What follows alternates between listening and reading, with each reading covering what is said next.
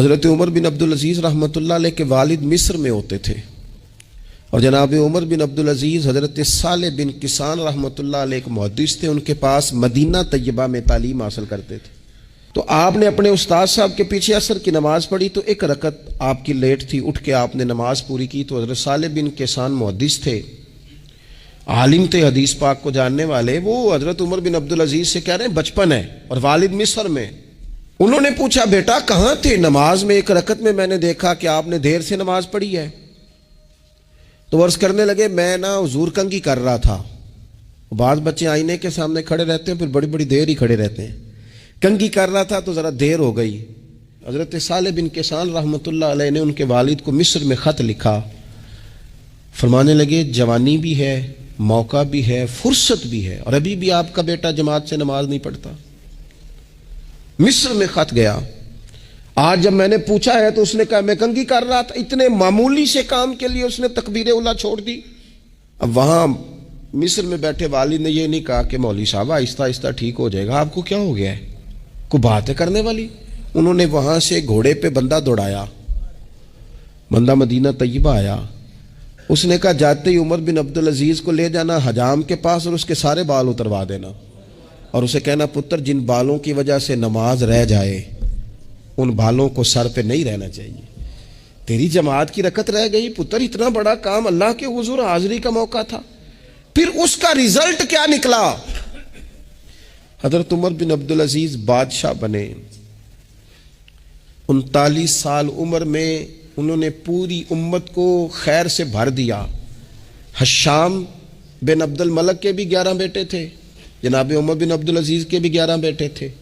حشام جب دنیا سے گیا تو ہر بیٹے کو 10 لاکھ دینار آئے، اور جناب عمر بن عبدالعزیز جب دنیا سے گئے تو 11 بیٹے تھے اور 6 دینار تھے۔ اور جاتی دفعہ کہنے لگے پتر اپنے باپ پہ شکوہ نہ کرنا، تمہارا باپ بزدل تھا، 2 رستے تھے، یا تو میں اپنے لیے جہنم کٹھی کرتا اور تمہارے لیے جائیداد بناتا، لیکن میں بزدل تھا، دوزخ سے ڈر گیا، میں جائیداد نہیں بنا سکا، اپنے باپ کو معاف کر دینا۔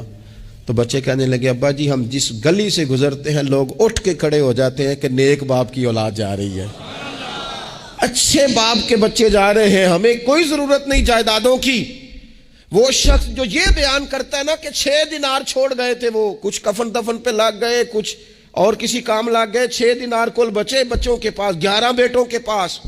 لیکن وہ شخص کہتا ہے وہ جو 10 لاکھ دینار حشام بن عبد الملک کے بچوں کو آئے تھے، وہ مسجدوں کے سامنے بھیک مانگا کرتے تھے، کیونکہ جب بچوں کو بنا اس طرح کا دیا گیا کہ کھانے میں پینے میں موج میں اڑا دیا مال، اور یہ جو 6 دینار 11 بیٹوں کو دے کے گیا، رب نے اتنی برکت دی کہ ایک ایک بیٹا ایک ایک وقت میں 100 گھوڑے مال کے بھرے ہوئے رب کے رستے میں خیرات فرمایا کرتے۔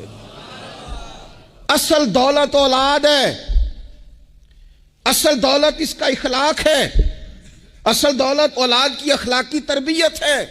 ایسا نہ ہو کہ مال کمانے کے چکر میں اصل دولت سے ہاتھ دھو بیٹھے، ایسا نہ ہو کہ بینک پیسوں سے بھر جائے اور ہماری اولاد ہاتھوں سے نکل جائے، ایسا نہ ہو کہ ہم نے یاروں کو ٹائم دے دے کے تو بڑی دور نکل گئے ہم، لیکن ہمارے بچے کے ذہن میں چند سوالات تھے، ہم انہیں مطمئن نہیں کر سکے، ہم نے نوکروں کے ذمہ ڈال دیا، فلانے کے ذمہ ڈال دیا، چچا کے ذمہ ڈال دیا، وقت نہیں دیا، ٹائم نہیں دیا۔